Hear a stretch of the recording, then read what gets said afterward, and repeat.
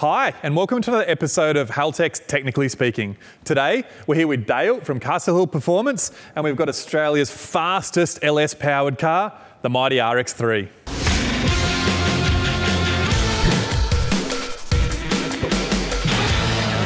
Well, Dale, thanks so much for bringing the car in for us to take a look at. It's a Mazda RX-3, but obviously this is not a Mazda RX-3 engine, so can you tell us a bit about what this engine is, how much power it makes, and how quick and fast it goes? It's got a 427 cubic inch turbocharged LSX engine, makes 2,400 horsepower thereabouts, and it's running 684 at 205. Dale, in a setup like this, how do we get the boost control to work? Because obviously you can't just put 40 or 50 or 60 pounds into this thing off the line. No, so we use the Haltech to control the dome pressure of the wastegates. So we have two solenoids, and the Haltech will either increase or decrease the pressure in the top of the wastegate. So we leave the line on sort of 7-8 pounds of boost, and we ramp it in over a certain amount of time to get to the maximum boost we want. Right, so the boost controller is actually controlling the pressure in the wastegates, which then in turn changes the manifold pressure. Correct. So moving back from our turbochargers and boost control system, we get to the top of the engine where, like you said, we've got the beautiful Plasma Man billet intake manifold, but only 2 fuel rails, but 2 injectors per cylinder. So how much fuel are you using in this thing, and what size injectors do you need? Yep, so it runs on methanol, so it needs large fuel injectors. So it's got a 280 pound an hour primary and a 550 pound an hour secondary. That's a serious amount of fuel injector. What about fuel pumps, electric or mechanical pumps? No, it's got a mechanical, it's got an Enderley 1200 in the boot, so it's got a cable drive that drives from the front to the back. So it saves having to find room for it at the front. Obviously we don't have room for a fuel tank in the front, so it just works really, really well. That's a really good way to do it. That's probably not as common now, having the cable drive to a mechanical pump. Obviously a mechanical pump being able to supply a lot more fuel than even several electric pumps. It just makes sense to do it like that. It's simple, it's effective, it's reliable. So moving further down, we can see, or I can see down the bottom here, that we've got 4 EGTs on this side. I assume you've got the same on your side. There's 4 down this side. What other sort of sensors have you got here that I'm sort of missing? Yeah, so we've got an exhaust manifold back pressure, which we measure the pressure in the exhaust manifold. Lets us know when we're getting close to the limit of the turbocharger.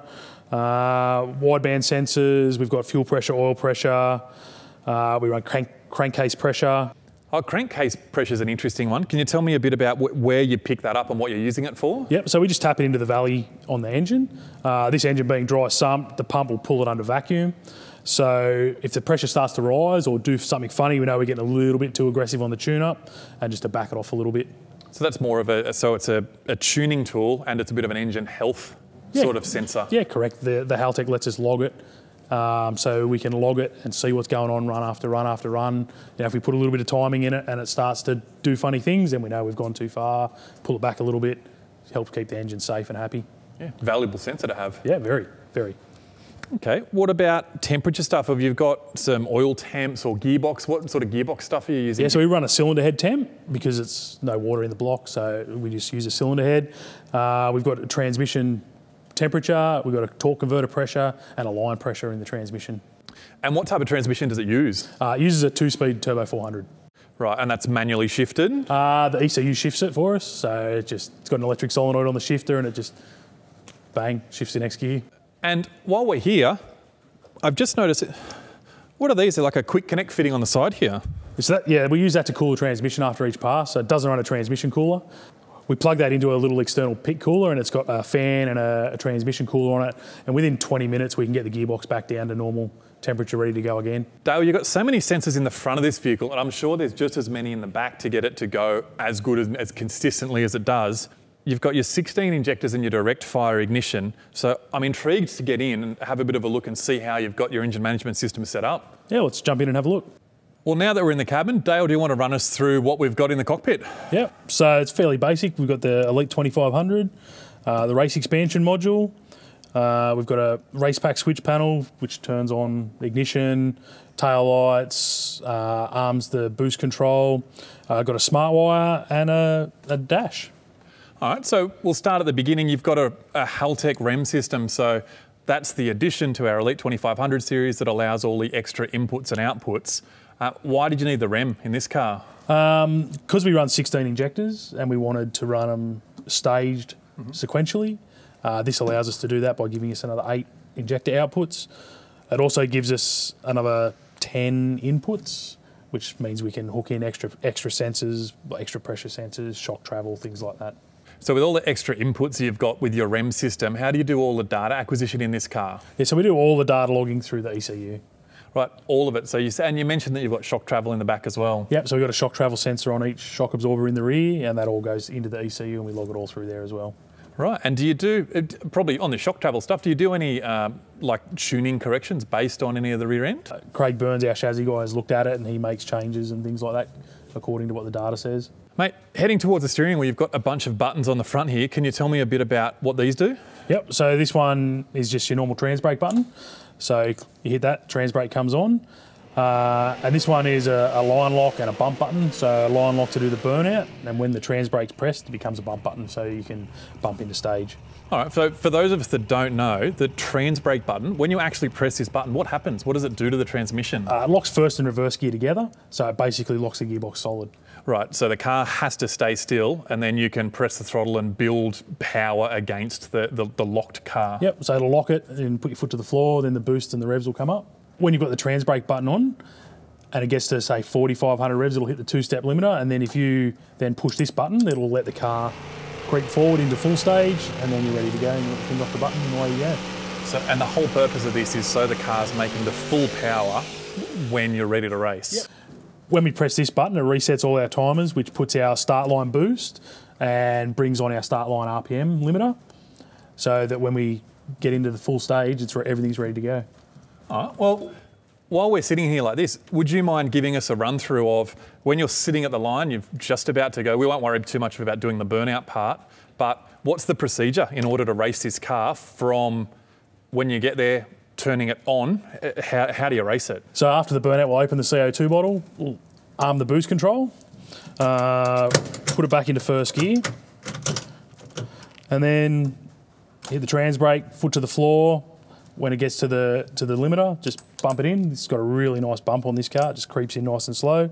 Finger off the trans brake, and then the electronic shift to solenoid here will just push that stick forward into second gear, and then finish, pull the parachutes, done. And that's how you run a 200-mile-an-hour pass in an RX-3. You mentioned that the trans brake button here also resets all of your race timers as well. Yep. So when you release your trans brake, that starts all your timers. And so what are you mapping against your race time? So we map the boost. So we do boost over time, so that way we can control when and where the boost comes in. When using the torque management, we can also control the drive shaft RPM that we want. And we also do shifting on time as well. So for the shifter to work, it needs to be past X amount of seconds and then X amount of RPM. So because everything's time-based, it gives you the opportunity to be able to easily change where the power comes in and out of the car. Say if there's a bump in the track or it's not prepared the way that you expected it to be. Yeah, so on the perfect pass, you're generally at the same points on the track at the same time. So if we need to pull a little bit of power out at a certain point on the track, we know roughly in the time curve where that is, so we can pull it out and make changes that way. And when you're using the torque management function versus time, can you explain a little bit about how that works or what we're trying to control? Yep, so what we're trying to control is drive shaft RPM. So we have a curve in the ECU that tells it at, say, 2 seconds, we want 5,000 RPM of drive shaft speed.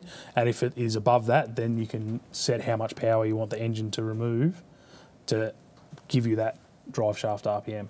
So basically what we're saying is that if you go over a certain amount of drive shaft RPM, or basically if we go over a certain amount of wheel speed at 1 or 2 or 3 seconds in, that means the wheels must be spinning because the car can't physically accelerate that fast. Correct. So then in that case, you would have a table set to pull engine power out to get that wheel speed back under control. So I can see that we've got a race pack smart wire down here, which is a power distribution module. Has this car got any other fuses or relays or anything like that in it? No, it's got nothing else in it. So we do everything through that. We do trans brake bump, arming the boost controller, and everything's all done through the smart wire system.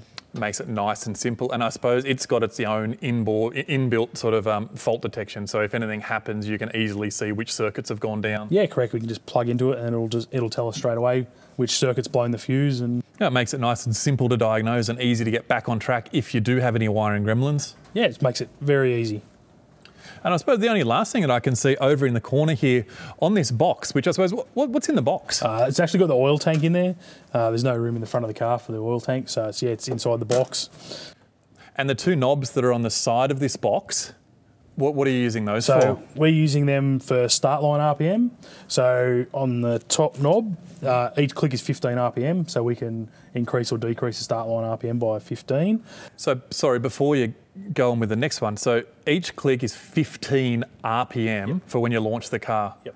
So this car it's so critical to get your launch RPM right that 15 RPM will make a difference to the power level. Yeah, if you put 30 to 50 RPM too much in it, it'll spin the tyres.